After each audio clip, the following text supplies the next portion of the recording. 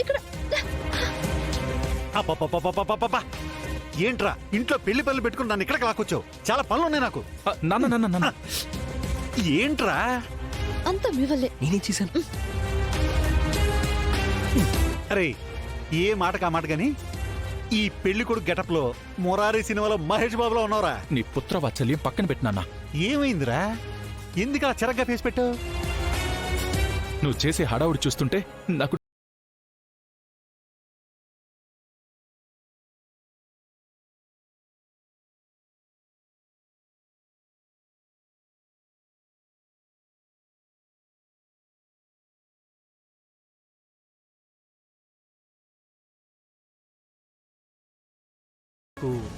మీ మావయ్య లేగాడు. ఏ రాత్రి పడుకునే ముందు నీకు ఒట్టేశారా? ఒట్టు కాదు కన్నా, అదొక పెద్ద గుట్టు. ఇలారా చెప్తాను. రాత్రి బావ తాగే మందులో డోసు పెంచానురా. ఎంత తాగినా కూడా తెల్లారకి లేవాల్సిందే కదా. మీ నానంత తెలివి తక్కువ అనుకుంటున్నావు నువ్వు. బావగారు తాగిన మందులో మత్తు మందు కలిపేశా.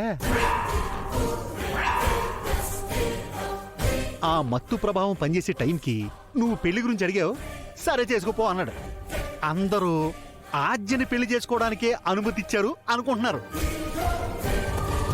ఇక్కడే నీకొక సీక్రెట్ తెలియాలి.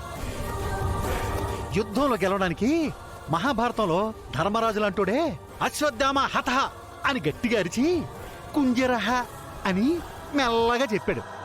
అదొక రాజనీతి నాన్న, తెలుసుకో.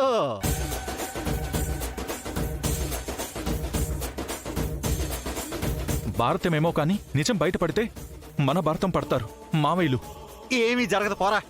అసలే నువ్వు ఒక పిచ్చి మహారాజువి. కిషోరు బావగారు నిద్రలేచే లోపు నువ్వు 3 ముళ్ళు వేయడమే కాదు, నీతో నేను సప్తపది అంటే నీకు తెలియదు కదూ. మీ ఇద్దరి చేత 7 అడుగులు వేయించే బాధ్యత నాది.